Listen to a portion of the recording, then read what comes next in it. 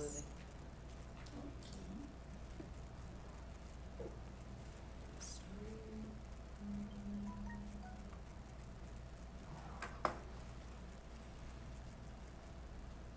Takes a bit to.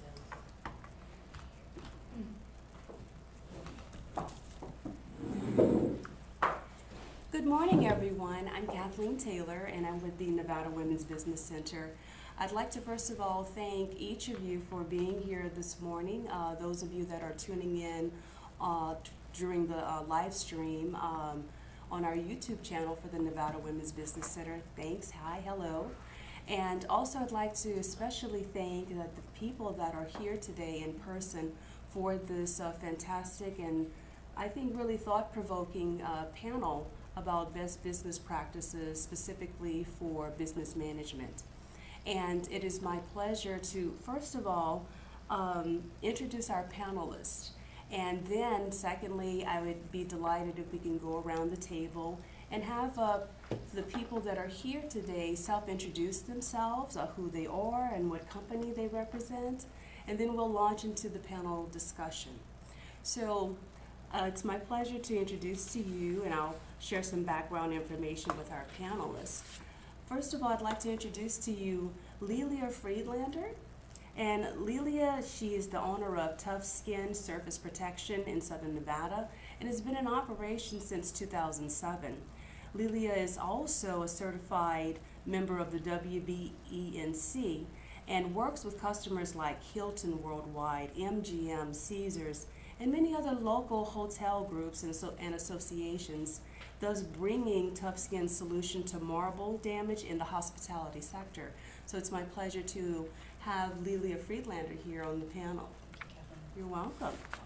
Also, I'd like to introduce our other panel member. She is Lorna Ann Pascal, and Lorna, she is a partner of the company American Business Services, and she is also acting in the capacity as the manager of American Business Services. Her main focus is centered on the proper operation of all office functions.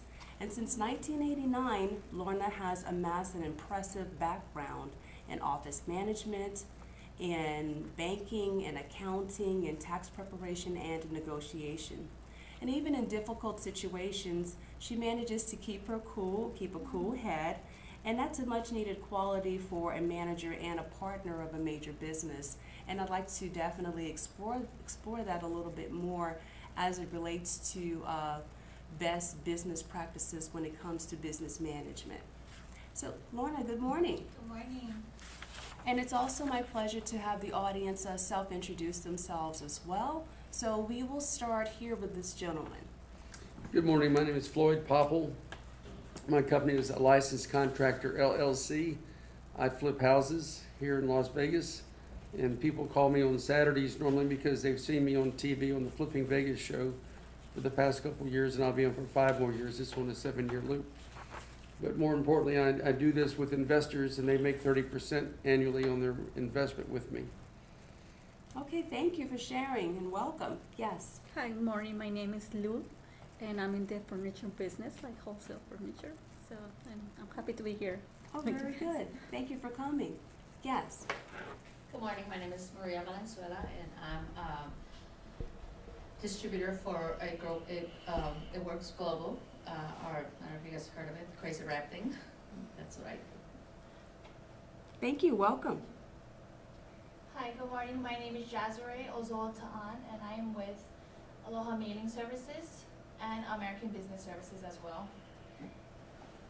Okay, well, wonderful. Good morning, thank you. And now we're really delighted to partner with both of you to provide your expertise. So just to kind of give the viewers and the audience members a little bit more background about who you are and what you do, why don't we start with you, Lelia? Oh, I'm so sorry. Oh, that's okay. This is what being live is all about. We even have special sound effects. Awesome. Yes. So you know, and happy Friday. It's Happy Friday. Great way to start a Friday. Absolutely. So with that being said, and a little background music to kind of Yes, liven exactly, it up. exactly. Lelia, could you share with the audience a little bit more about your company? Sure, I'd be happy to. Tough Skin Surface Protection has been in existence since 2007, as you said, so just over 10 years actually.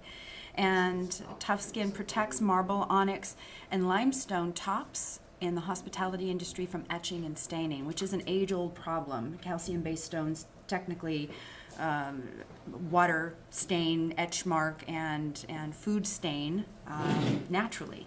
And so we stopped that process, and it's a product that my husband developed, and it was developed actually out of another business that we owned for 24 years. So we've been doing business here in Nevada for 26 years now. Well, that's really impressive. And Lorna Ann, could you share with the audience a little bit about ABS as well? ABS is Thank you. an asset protection company which we help Just bring it over and I'll shut it locals and people from other states who wish to form their companies here. We're resident agents. We actually also teach classes on the best structures that would work well for them, for their company and for them individually. So it's kind of like work with their tax breaks, I guess you could say. Awesome. Okay, very good. Now, in reference to like business management practices, there are a number of things that I'd like to go over. And why don't we kind of start with looking at the business from you're running the business and then you are also managing the business. And those are two totally different dynamics. Being a former entrepreneur, I understand that firsthand. But if there's someone who is starting a business or someone who is thinking about a business or even an existing business owner, I'd like each of you to kind of walk us through initially what would be the setup of certain systems and processes when you are creating the infrastructure of your business. So we'll start with you, Lelia. Oh, okay. Well, first thing you have to do is get a business license. Yes, absolutely, absolutely. So, setting up your business license, deciding if you're going to be a corporation, if you're going to be an LLC, beginning the processes of deciding how you're going to run your business. You're going to need an accountant. Yes. You're going to need a CPA or a bookkeeper. Of course, all of your insurances that are appropriate to your type of business. Right. And then I think also understanding how you're going to run your business, if you're going to have employees or independent contractors. Yeah, absolutely. And how about you, Lorna, from your perspective? It's pretty much exactly what you said. It's the, I guess as for starting up, Yes. there's a difference between wishing and actually fulfilling your dream. Absolutely. The whole structure is like for us, we had to think about all of that, there will be hard times when you first start. I mean, there's no, and then you need to figure out if you're going to start off as a home business out of your garage, or if you're going to go ahead and get a brick and mortar, where Right. you actually open. So everything that Lelia said, and a CPA does help. Knowing your limits. If you're going to take on partners, Right. if you're taking on partners, knowing each other's strengths and weaknesses and how you can actually build on top of that to actually create a strong foundation. You bring up a good point, both of you, in reference to the legal structure of a business. And Lorna, could you share with the audience what is the significance of actually taking the time to figure out if you're going to be a sole proprietor, or if you're going to be in a partnership, or you're going to be an LLC or a corporation, not delving too much into the details of each one, because each one is very extensive within itself. It is. But you know, from your experience in working with business owners, how significant is that from a business management and establishing a business? It's very important. We have several partners in Mhm. our firm, and each one of us are very different, but each one of us brings something very important. We have two partners who are actually our forefront. They are our sales. They're the driving force for Yes. us. We have one partner who is our paralegal. So when we need advice, he is the one that we turn to. And then I have myself and two other partners who we are basically the background. We actually make sure that the office runs smoothly. You know, it's a lot of work, but if you love what you dream to bring to life, it's amazing. I agree, it Yeah. is, and you go the extra mile in burning the midnight oil to bring that dream into fruition. Yeah. Now, what I find interesting between the two of you is that each of you have a family dynamic within your business infrastructure. There's a member of your family that's part of the business, Lorna Ann, Yes. and there's members of your family that's part of your business too, Lelia. Correct. So, in saying all that, Lelia, what type of shift there needs to be made when you're dealing with professional, and then you have to switch to personal when you're dealing with family within a business infrastructure? How do you manage that? So in a previous discussion that we had, we hired coaches to assist us because we hired our young adult children to come into the business with us. And as parents and children, you have a certain dynamic and a certain way of speaking with one another. And when we decided that we wanted to bring the kids in and they decided that that was good for them as well, we utilized these coaches to do a personality assessment and be able to understand how we communicate with ourselves and then how we communicate with the other family members. And I think that gave us a new language so that we were able to then, as I was saying before, you kind of take on a hat and put on a different hat. You know, I'll be having conversations with our adult children, and sometimes I'll be the business team member, and then other times I'll be the parent. Yes. And it's clear. I make it very clear when I'm speaking to them in specific ways. So that is a dynamic that we created. And in business, you want to do that. The dreams are great, as Lorna was saying, but you also have to get very practical because this is a business. Right. And there are ways that you can and need to move forward if you want to be a successful business owner.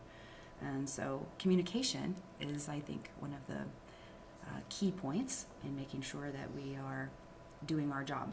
Yes, I agree, definitely. Lorna Ann, would you like to add anything to that? Given the dynamic of your family being integrated into the business. Our take, well, personally, my take is the minute you step through the door of your business, there's nothing personal. Oh, very good. No. Sure. It's all business, and then when you leave at the end of the day, you leave that hat there and you just switch gears. It has been a very enlightening year for us, but it seems to work for us. We actually, I think all of us, we try not to bring personal, because this is our livelihood. Sure. So the focus needs to be on the business when you walk through that door. I agree. And with that, I'd like to open it up to any comments or questions the in-person audience has for our panelists. Or comments so far? Yes, ma'am. I think I've enjoyed what you've been saying so far, but if you would have asked me the question, the first thing I'd want to do is set up my funding. Businesses fail because they don't do planning on what they need to have for the 6 months, the first 6 months of operation. And when you don't have money to work and operate and you can't pay your brick and mortar or the rent if you're working out of your garage, and you have put a strain on your family because you are doing that, then it all goes down the line. So I think funding, proper funding, being capitalized properly through either an SBA loan or a family loan or your own capital that you're starting out with to get a return on your investment is very, very important when you're first trying to start a business. And I hope whoever starts a business will talk to somebody that has done businesses before instead of going out on their own, because I think somebody mentioned about wearing 2 different hats. Yes, you can be a dreamer of dreaming, trying to, through fruition, I believe you said, for that dream to come true in a business. But unless you have somebody that's going to help you who's done a business before, because I've been in business since I was about 17 or 18. I was lucky my father taught me in the road building business and general contracting business. So I had a good teacher, and they call them mentors today. Correct. To learn from. But unless you do and you just jump out there in the water, you're going to drown. That's true. You That need is to have true. that lifeline. And again, I'm going to go back to if you're not properly funded, you're going to drown. You know, it's quite interesting. Yeah, and that's definitely some relevant points that you make. And if we kind of like take it from the beginning, so to speak, and looking at the whole funding dynamic, that is part of managing a business too from its initial stages, and positioning yourself so that if you were seeking working capital from a bank, if you're seeking capital from an investor or a partner and they bring in X amount of percentage in reference to dollars, that seed money is part of your startup cost. And that also feeds into your financial projections as well in order for your business to sustain financial stability. So, and looking at it from your experience, framing it in a way that, what were some of the steps for you to make yourself, to make sure that your business was in a position where if you needed access to capital, you know, if you were trying to pitch an investor, how did you position yourselves for that? That would have been our other partners who actually are the ones who have a longer time frame than myself in this business. So they've been to the meetups, you know, they've met with other businesses or investors, as you would say, you know, that showed an interest. So that's pretty much how it started. So it starts from one person knowing, and it just went from there for us. Right, having relationships with bankers, and sometimes that comes through associations as well. Certainly today, I mean, if you're going to start up today, you have to have some kind of financial backing. Yes. Whether that's personal savings, Yes. or whether that's investors. Right. But even in the worst of times, even those relationships with bankers that I had, I was unable to get loans. Good point. So, Yes. you know, you have to, and so luckily I had saved money, because in a business, one of the things that you want to do is you want to pay yourself first. Yes. And you need to save money. Yes, you do. And then, you know, you pay your bills. I understand. And so I'm so glad that I followed that model, if you will, because then when times were tough, I was able to save myself in my business through the savings that I had. And then when times got good again and projects were rolling again, I was able to put that money back where it belongs. So, you know, having financial control over your company, Right. Having an overview, working with that accountant or CPA and your bookkeeper. I had called this the eye of the tiger when we were putting, kind of a rough draft together of what we were going to be discussing. The financial management of your company is everything. Yes. As well as relationships. I'll talk about relationships. Oh, yeah, that's everything. And communications. That's everything. Financial controls is everything. Because if you don't have the money to draw on, if you don't have the ability to be able to function tomorrow, to be able to service your customer, well, you're dead in the water. Absolutely. And your competitor will be right there, working to take that customer and Absolutely. service that customer. So, and budgeting. I like budgeting. I know a lot of people don't. It may be an uncomfortable subject for some, but looking at your money on a weekly, I actually look at my money a minimum of 3 times a week. I have I have one financial advisor that says every day, every day, every day, and sometimes I don't have the ability to do it every single day. But I also have a bookkeeper. Yes. That I've known for a very long time, again, relationship. Yes. And if I need to look at something, I can call on her if I'm not able to do it and say, what do you see? So financial controls, the budgeting, and having the relationships and the people around you to help support you in that financial part of your business life is a very important piece. Now, exploring what you were saying about financial controls,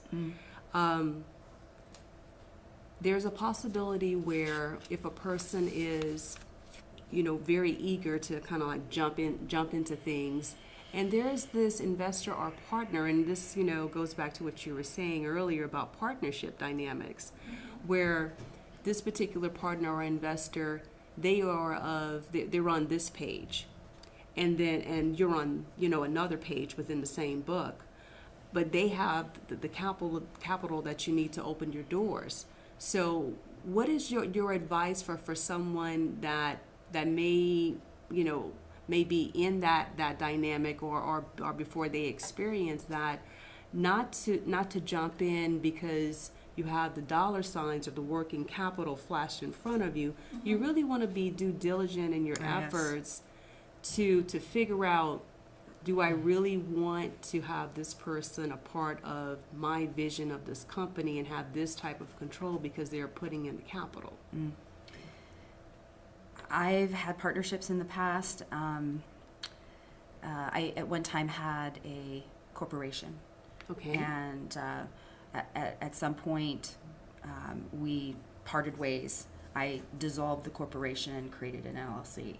And for us, I mean, I've been in partnership with my husband for many, many, many years in business, and even that can be challenging. Sure. Even the person that you trust the most can be challenging. Sure. So for me, partnerships are it's not something that I personally and professionally choose to go that direction. Okay. But I do understand that many people do, and that there are partnerships that are financially beneficial, because not everybody has. Some people have the capital but don't have the ability to go out and make the sale, Right. Or go out there and get that house and do that flip. Right. That's everybody has, like you were saying, Lorna, different talents. Yes, and I totally agree in what you were saying, because one of our partners was able to actually be the investor. Well, one of our partners is actually able to be, the investor, which we're really happy. But being that we all have different talents, it actually helped us, in opening the door and helping us to stay afloat. I am the bookkeeper, payroll person, so I understand what you're saying. So I see that every day, the budgeting. So that is a very big Cash flow management. Yes. It's a big thing in The any bean counter business. is important in every Yes. industry. Yes. Yes, and sometimes it's really tough, but I totally understand where you're coming from when you say you need to have budget, because when you hit that low, that's the saving grace, It is. So it's tough. Mhm. It's tough having that responsibility, because sometimes with different personalities, when you give the flat out truth of here we are, this is where we are, this is where we need, this is where our partnership works really well, because some gets very scared or frustrated. To have partners that will lift you up and tell you believe you're going to get through this, Absolutely. it makes a difference. I don't have a personal experience on corporations. The LLC just seemed to have fit as the perfect for us. Sure. So I can't reference the difference at the moment. Now, speaking of cash flow, let's kind of like shift gears where things are really rolling, and the books look great, the revenue looks great, and there's an opportunity to take on another contract or another project. Then before you know it, you're stretched really thin, chasing those dollars, so to speak. Mm-hmm. So what's your advice in reference to making sure that you have the infrastructure to accommodate that type of growth and expansion put in place? Beyond cash flow management, it's projections. Mm-hmm. So with projects, it's depending upon your industry and who you are. You take a look at your projects. You can project this is what this is going to cost, etc. Mm-hmm. And it takes time to do and worth doing. Yes. So that you're not stretched so thin that you can't make it. Exactly. And, Right. And how about personnel? Do you increase personnel if you see that the work volume is increasing, and it may be a bit challenging for the team that you have in place to be overwhelmed with additional work? How do you project, so to speak? Okay, at year 2 or year 3, I'm going to add on additional staff to do A, B, and C. Mm-hmm. How did you come about that? I used to own a window tinting company. Yes. And window tinting, business increased in the summertime, always. Yeah. So we would project the first 100-degree day of the season. We knew we were going to need 2 to 3 more people. Yep. Mm-hmm. And so we would project that. But that's some of that was experience, but then some of that was just if you've got projects ahead and you know that there's more work that's going to need to be done and you're tapped out, you definitely need to hire new people. And for us in owning that window tinting company, there are people that are skilled in that area, and then we would bring them in and train them based on what our needs were, and then sometimes they would stay with us, and then there's that natural attrition rate, and then there's also sometimes people would move on as well after the season. Right. So it was a natural ebb and flow. But yes, projecting your employee needs is something that's very important, and there is a bringing on and a letting go at times. Oh, very good. Yes. Our solution to that was temporary staffing. Oh, that's an Sure. excellent idea. Sure. Absolutely. It's cost effective. You bet. Yes, Mhm. yes, and it's a short term, and we've worked in the past with some great temp agencies, so that's how we solve that issue. Great. Now, recently, ABS has expanded into a mailing type of service, so to speak. Yes. So I'm just curious, how did you grow into that? Did you see an opportunity in the marketplace, for that? Yes, actually, yes. Now, in today's, I guess in today's economy, you see a lot of independent, like Tupperware or Sensi. They have independent consultants.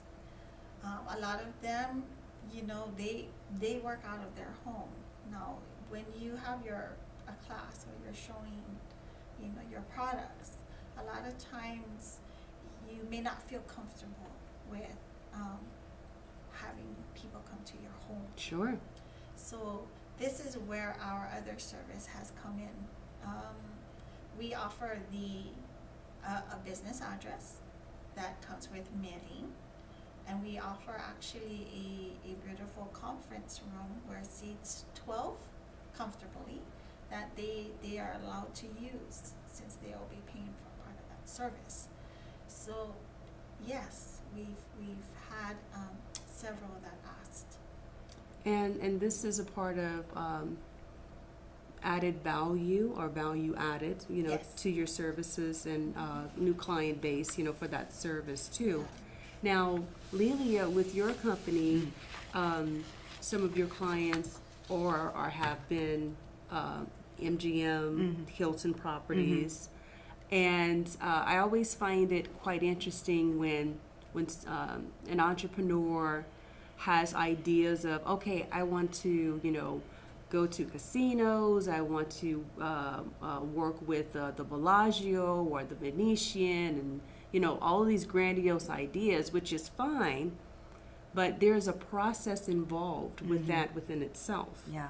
So could you share with the audience, how do you maneuver to be a vendor of at that level, so to speak? Well, I was advised through some training that I took that we need to know about that organization. You first do your research about that organization. You find out what their needs are. You find out the kind of people that they do business with, the type of businesses that they do business with. There is a diversity program in many of these larger organizations, conglomerate businesses, and it is about finding out about them first, Right. and finding out what their needs are first, and then seeing if what you offer is something that can match that. If that is true, then it's suggested that you go through the process of becoming certified as either a woman business owner, minority business owner, or if you're neither one of those, there are ways to be able to contact their organization and be able to begin having conversation with purchasing agents and people that that buy the products that you offer. Absolutely. And you know, we got some insight about that on this past Tuesday. We partnered with the MGM Grand Resorts and their manager of the Supplier Diversity program. She was a guest speaker, and the topic was how to do business with the MGM. Right. And it was, and it's on our YouTube channel, folks, so, you know, check it out. So it was really fascinating to see that it's not just picking up the phone and pitching someone. It's a process within itself. It's a whole different ball game when dealing with those types of entities. Yeah, it's not about you, it's about them. Absolutely. Yeah. And, you know, I'd like for you to say a little bit more about certification. Sure. And how did you, even though certification gives you leverage, it doesn't guarantee, Right. you know, it does create the opportunity. It creates an opportunity, but that's it. Uh-huh. It then is up to me to make sure that I am in compliance, Right? that I am communicating well, that I am doing the best with my contracts that I possibly can. Right? So it was originally MGM that reached out to us because we were always a majority-owned, not always, but for a very long time, majority-owned woman business. And when they saw that we were a majority-owned woman business and not yet certified, they reached out because of their diversity program and asked us if we would consider becoming WBENC, or Women Business Enterprise National Council, certified. Yes. But there, again, are other certifications out there. Right? That are not accepted by certain companies. Right. They only go for one particular type of certification. It's Right. quite interesting. Yeah, it is. But there are, the connections and the way that they work with WBENC, the diversity partners from these organizations. There's a little magic that happens, and Yes. and having and being able to tap into, even if you're not WBENC, again, there's information that you can tap into, but it's up to you to do the research. It's up to you to make the effort, Right. to put the time and the energy, and it's a lot of time and a lot of energy It really is. into this. And this is the working on the business Very good. and not Very working good. in the business. Exactly. It's not the everyday project management, Yes. but it becomes about, what am I doing to work on my relationships, and what am I doing to work on my knowledge about that particular organization, and who am I reaching out to, and who are the best people to reach out to. It's about digging deeper. It is. Going It really deeper. is. Yes. Deeper than, I think, when you have an entrepreneur mentality, yeah, it's a deeper dive than having an employee type of mentality. And I'm not knocking that particular dynamic. It's just, two totally different. And you make an excellent point. As a business owner, it's set for me anyway. Business is life, and life is business. It's a 7/24 experience. Yes. Yes. And as an employee, I love, employees are wonderful. And it's a beautiful thing to be able to check in and check out. Yes, it is. You just have to define which one you are. Yeah, Yes, you really exactly. do. Yeah. And that's an excellent point as well. Some people don't want that, and it's really good to know who you are, Right. and Yes. and what you want. Exactly. And if you want the 7/24 lifestyle with your business, then that's great. Sometimes you don't know. Right. You think you want it, and then Yes. you start doing it, and you go, is this really what I want?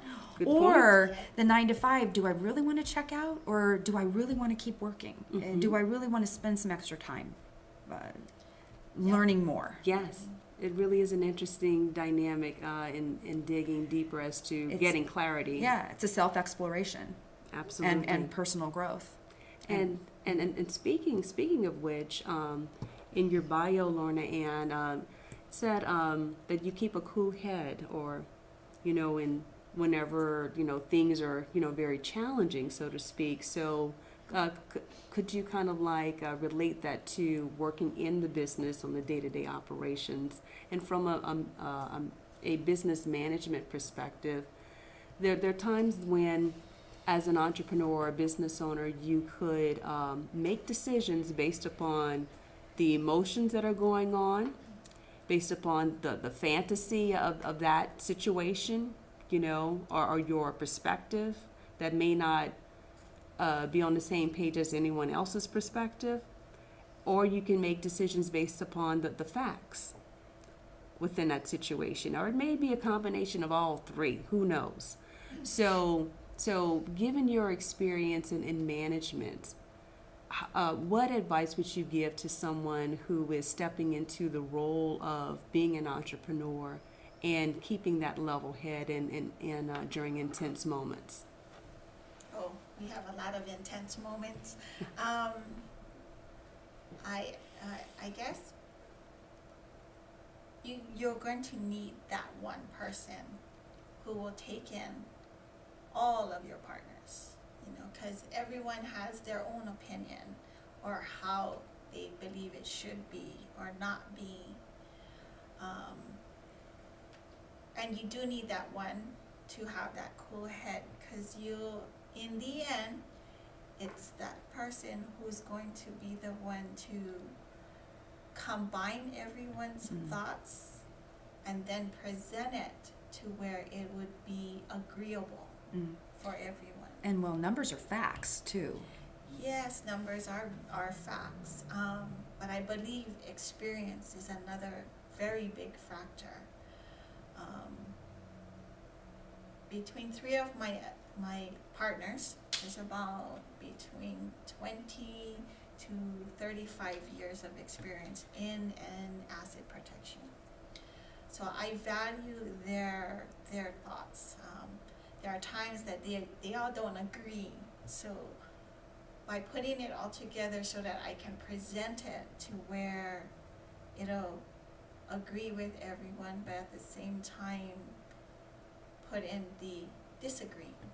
So it's Sometimes you have to kind of like be the mediator. yes, it's like a stepping back. So you'll always have one partner, which I believe it would be good to be able to step back and put it all together. But that's in sense too, that is the partner that actually steps in front when things start to go, I guess you could say, when the trouble comes, that's the partner that will step in front of everybody else. Sure. So it's a challenge, but it's great. I would definitely say it's a great experience, and like you, I believe all my partners are 24/7 too. You know, it just doesn't stop. You could be in the grocery store. Yes, and you're still on. You could, as simple as the grocery store or even the post office, and be standing there, and you know, all of a sudden you just hear loud chatter, you know, and it's in yours like, oh, that's me, you know. Yeah. So it's so I know my partners and I are one of those that are 24/7. And that's good to know. And having said that, are there any additional comments or questions, you know, from the in-person audience? Okay. I'm still We live learning. in a I've ladies' only been world, in the so- business for a year, so I mean, I still have a lot of learning to go for me. And you know what? You bring up a good point, and it's related to what you were saying earlier, Floyd, in reference to a teacher or a mentor. And what are your thoughts about having coaches or a mentor in helping you as an entrepreneur in your development? So we'll start with you, Lelia. I think having a mentor or a coach is extremely important. Anybody that you can draw into your experience that has maybe not in the same vein of business perhaps, but at least has been in business for a period of years, so that they can share their some of their knowledge with you, and maybe just be there to be able to talk with somebody so that you can work it out and get a little bit of guidance.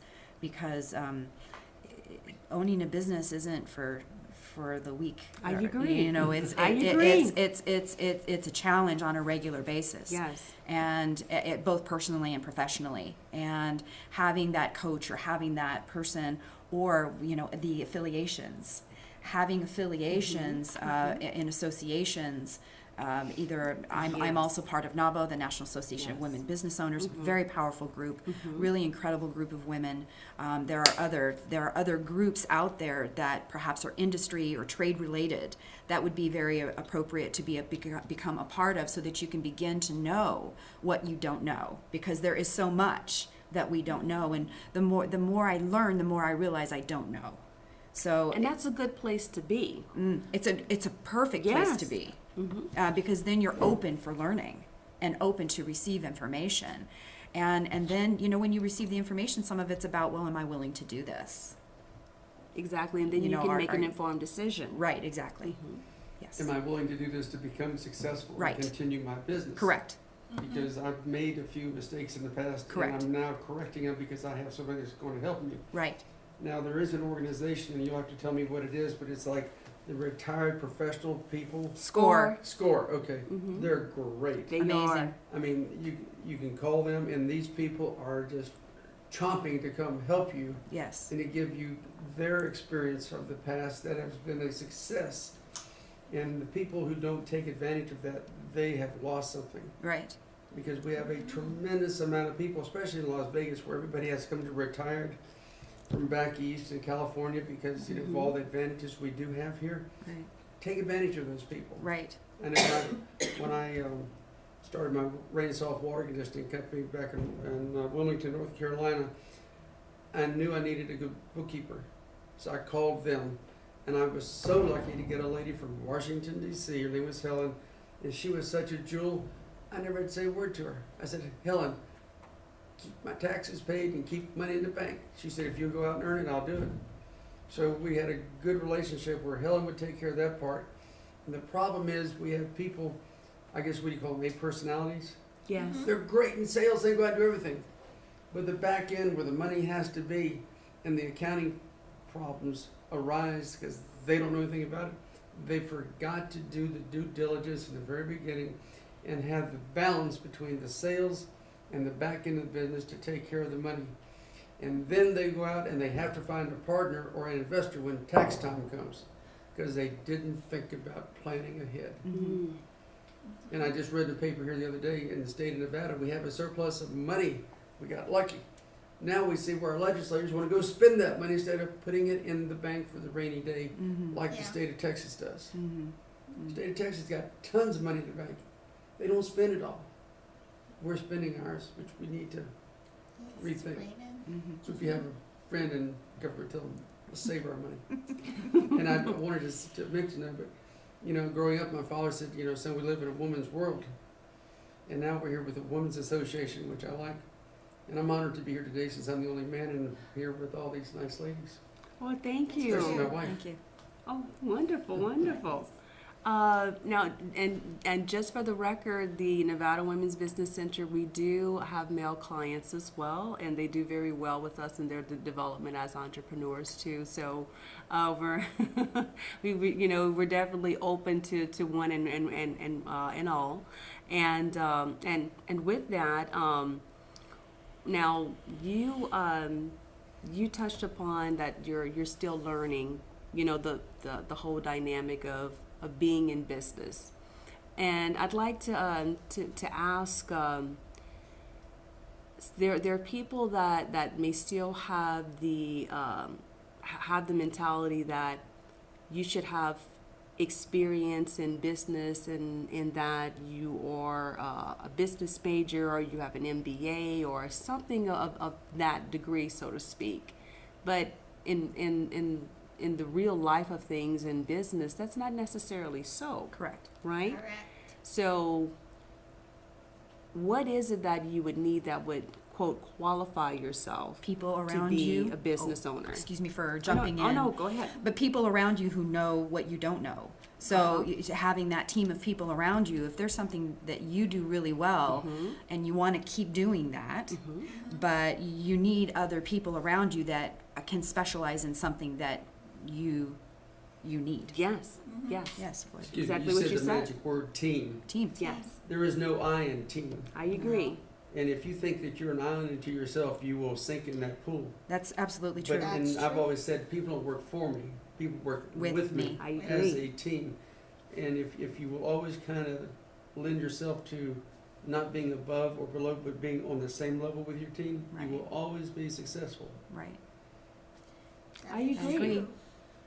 I agree with that. Yeah, so having that team around you and reaching out and getting involved with associations that and other people, men and women, that will help you learn and grow in the area of of expertise that you want to be proficient at or very good at.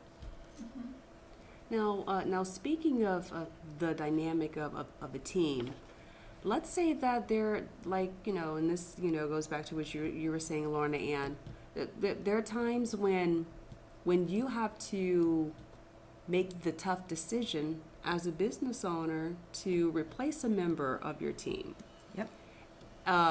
And so what is that like? Because the majority of us that have been in the workforce, that's like HR, and we don't see all that happening, so to speak.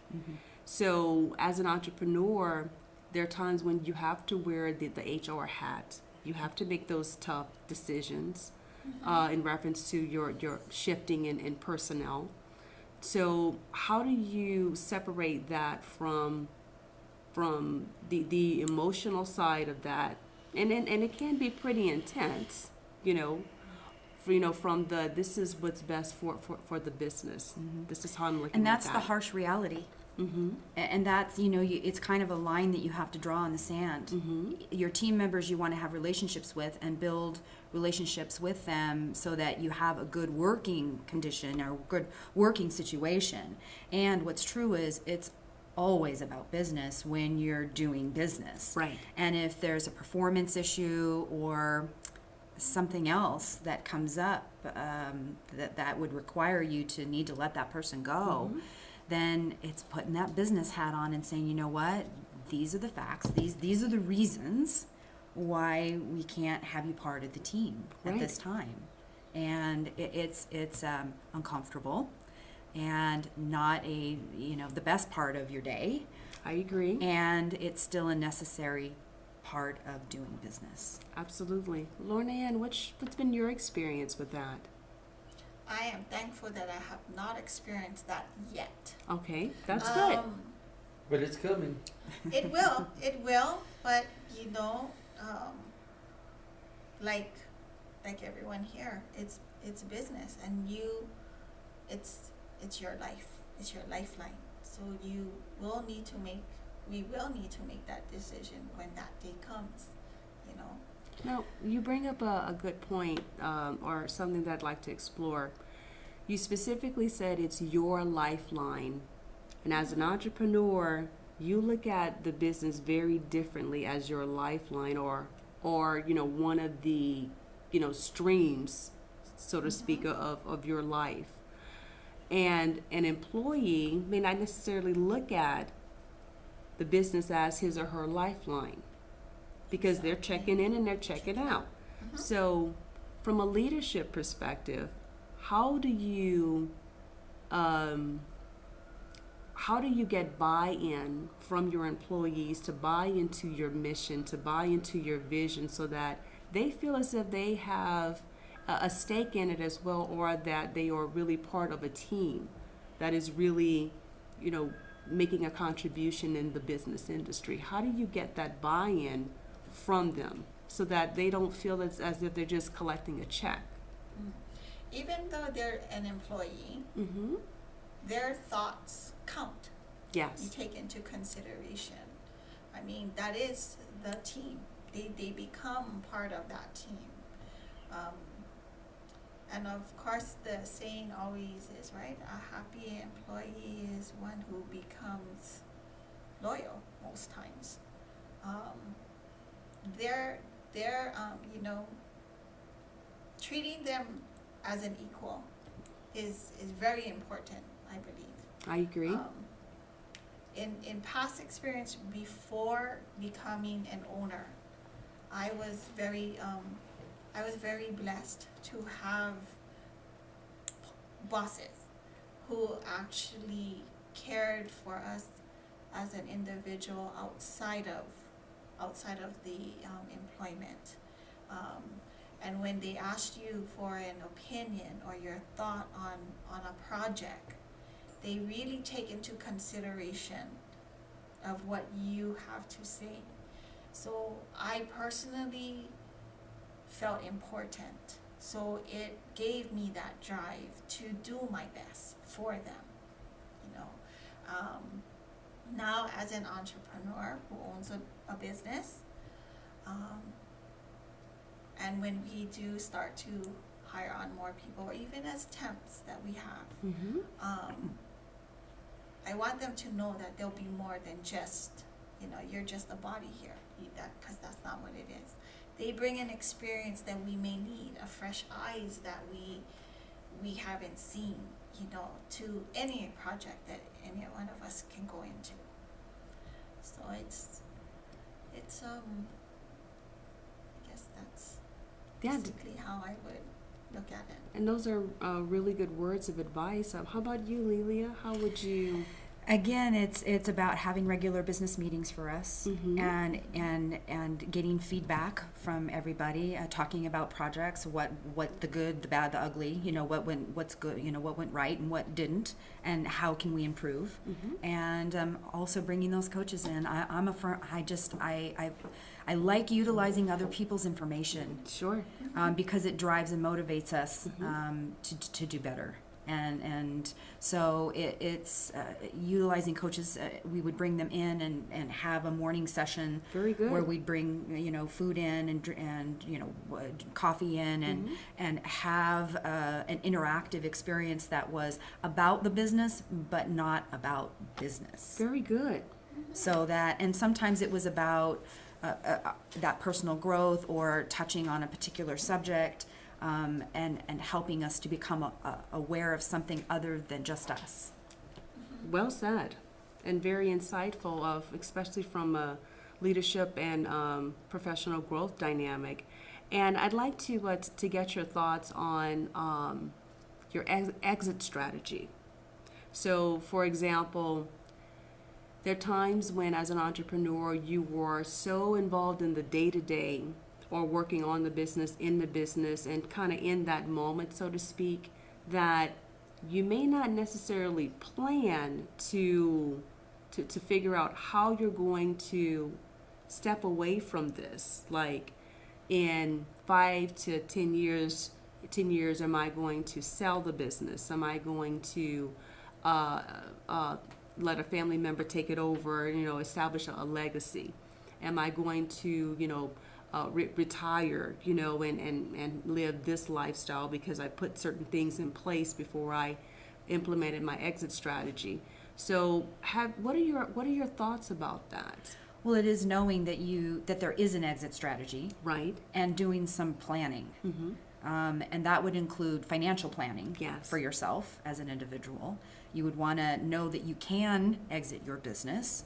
But that's thinking about it. I for some reason I was thinking about that person that maybe gets surprised or doesn't know, or maybe there's a health issue that comes up or Good something point. happens Good point. that makes them need to leave. Right. And that's something that I haven't experienced, but I wonder about that. If you would need to leave suddenly, how would you do that? And having those team members around you, people around you to support you and help you, it just keeps coming back to that, to the people around you that can support you and help you make decisions, whether it's a planned situation or Right. an unplanned situation. Well said. Absolutely. That's where insurance helps you. That's where insurance helps. Yes, it does. Exactly. If you've got some important team members and God forbid one of them gets in a bad wreck and dies, or has a heart attack and dies, or something like that, Right. then you've at least got the money to help. You want to have a dual policy, one to help replace for the business and one to help the family Right. that's just lost that income that they will not receive anymore. Mhm. But again, you can't have, in businesses there's no personality. It's black and white and green. And the green trumps the black and white. Wait a minute, I wasn't supposed to say Trump. Excuse me. But anyway, you have to look at it, and personalities don't work. And I wanted to say something a while ago about, yes, it's a sad day sometimes when you have to let a team member go, but it's also a good day because there was a reason why that team member wasn't working out. That's right. And he wasn't able to throw that pass and make that touchdown. He Absolutely. kept fumbling the ball. So Absolutely. when you get rid of that team member, it's really a good feeling. Say, oh my God, I'm glad I got through that. And I hope that they can appreciate, because when one door closes, you have to explain to them 2 doors will open. It didn't work here. So I'll be happy to give you a recommendation if you need one wherever you are going to go. Now, if it didn't turn out well, he ain't going to use you, or she, whatever the case may be, because it didn't work out, and there's always a reason why. I know when I've told people, I said I want 30 days notice, but when somebody gives me a 30-day notice, I say, thank you, you can leave today. Right. Your mind is somewhere else. It's not here with us. So thank you. I shake their hand and I say, I'll be happy to give you a recommendation if somebody calls me. And when I've had people call me and I'll say, well, they were here and I've known them for such and such a time, and good luck with them. Nothing negative, nothing positive, because how I interacted with that person and they interacted with me may not be how they're going to interact with you. And you have a different set of rules, because I don't have tight rules. I never have. I always like to delegate, and I hope that if I made a good decision, and in the past I feel like I've always had good feelings about people, that I did right. If I didn't, then I made a mistake. And then I've got to help somewhere down the road correct it as soon as I possibly can. But We have to make decisions, and that's what, you call a business owner, entrepreneur. They are the decision makers, and they're Right. the builder of America. And the more entrepreneurs that we can have in small businesses, and one thing that hasn't been mentioned yet, which you probably have on your list to mention, is you have, I mentioned we live in a woman's world. You're a minority owner.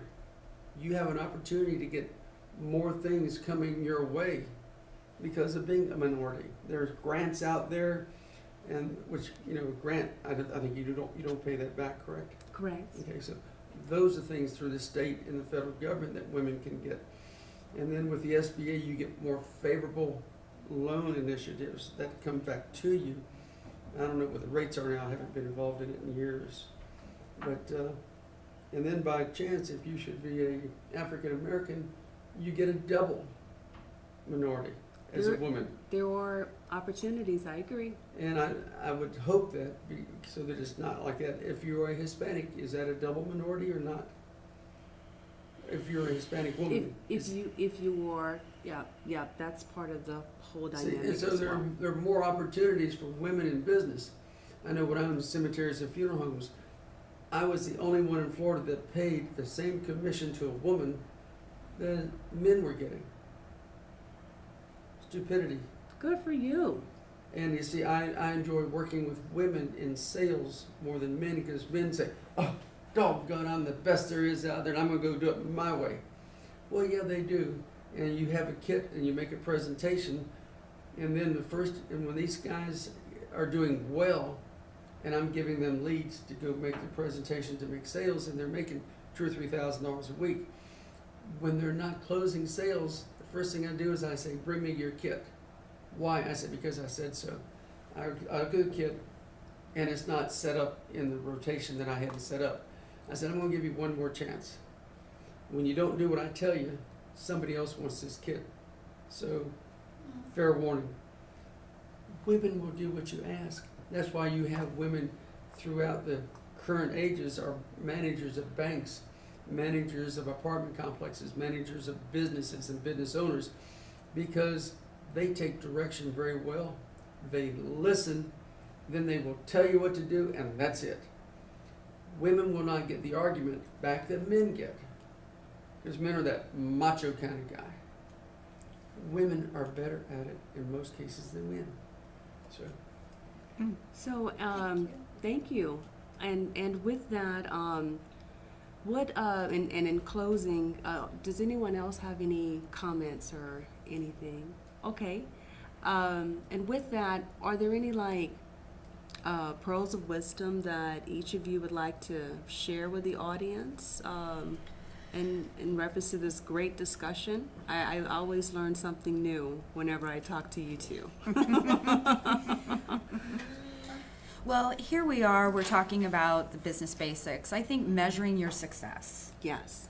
I think, when you're in business and you're working on your business and you're working in and you're doing all this stuff and you're wondering, at the end of a year or at the end of a certain period of time, how have I done?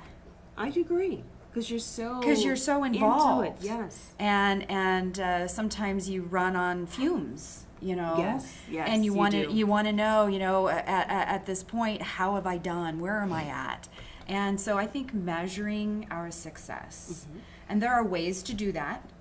You can reach out to your mentors or to SCORE or to whomever and help you create a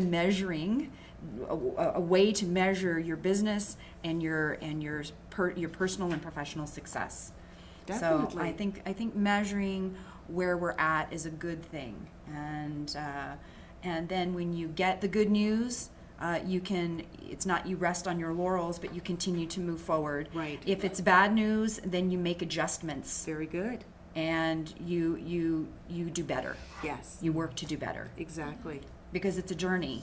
Yes. It's not the destination; it's the It's never- journey. yes, it's never the destination. Absolutely. It is the journey.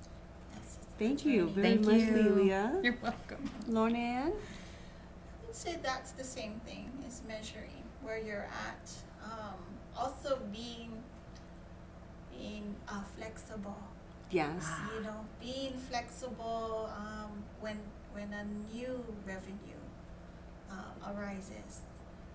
something that can help you push forward also. And with that, just to kind of touch upon what you said earlier, and you agreed with Lorna Ann, where are you, both of you, in the whole metrics of measuring yourself? Where are you at? Where are you compared to when you first started this to now? Where are you in the grand scheme of things? I'm right in the middle. Okay. I'm in the middle of my journey. Good. I must say that I'm right in the middle because when we first started, I can tell you I was scared. And Scared. that's normal. Yeah, it's normal, especially I would consider myself one of the younger ones in the business that we're in. So the learning process, I believe I've come very, very far. So I'm right in the middle, and I'm enjoying it. And just all the doors that are starting to open is the learning. I love the learning. Yes. The learning that's coming with it. So I'd say I'm right there in the middle. I haven't gotten any farther than that yet. And that's progress within itself. Yes. Yes. Lelia? That's a good question, Kathleen. I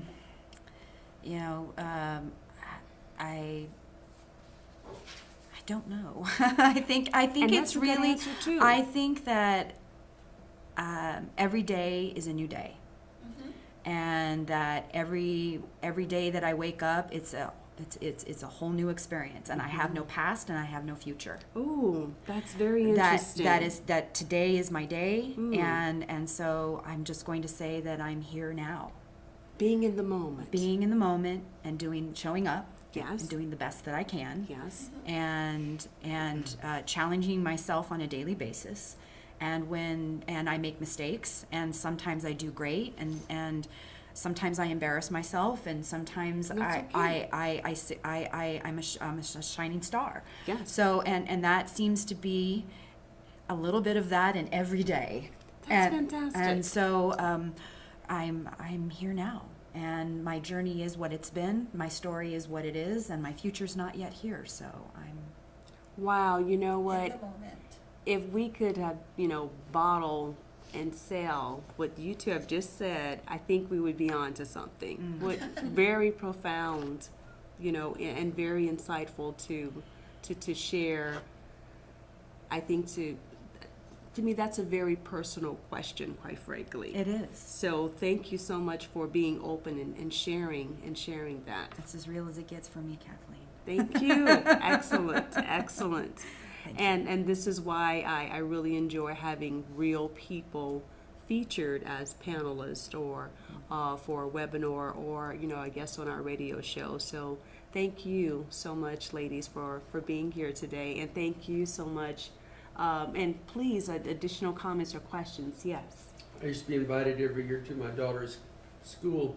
The teachers would have me come in and say, well, Mr. Popple, would you like to say something? I said, yes. Then I would say to the class, do you know what today is? I said, Heather, don't say anything, because she knew what I was going to say. And I would say, today is the first day of the rest of your life. It's up to you what you do with it. Yes. You can't do anything about the yesterdays, Mm-hmm. but you can plan for tomorrow. Mm-hmm. And then you work your plan. Right. Your plan will work. Vince Lombardi, one of the greatest football coaches in the NFL, never lost a football game. Well, wait a minute. Nobody has a perfect record. Well, he ran out of time because his plan was working. And the fourth quarter, if he didn't have as many points as the other team, he didn't start like they do today, throwing the ball every down and getting interceptions. He stayed with his plan, and he had his running backs and his quarterbacks and the wide receivers, and these guys came through. That's why he won so many games and was such a great teacher as well as a coach. And that's what our coaches in sports are today. People forget about, we got to go out and win, Well, your great coaches, Lou Saban, who just got a contract for $7.5 million per year coaching football at LSU, You're supposed to say, no, it's Alabama.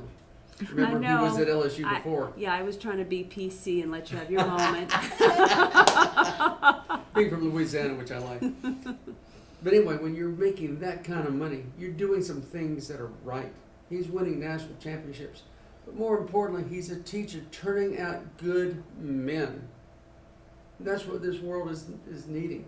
Good men and good women out there that have a plan, and they're working a plan, just like all these ladies here and the ones out in the audience that have come today. Let's work our plan. Let's all be coming together as Americans and make our plans work. I'll agree to that. Yes, absolutely. So I'd like to say again, thank all of you, our panelists, with Lilia Friedlander and, Lorna Ann Pascal. Thank you so much for being here with us and sharing your knowledge about business management and also delving deeper into the personal aspect of it as well. I really appreciate that. And to our audience members that tuned in to the live stream on our YouTube channel, thank you so much. And to our in-class participants as well, with your comments, on point and very engaging. And I'm Kathleen Taylor with the Nevada Women's Business Center, and I'd also like to say thank you to the Nevada Hispanic Business Group for allowing us to have our seminar here today at their facility. So thank you for being a fantastic partner and host of this program.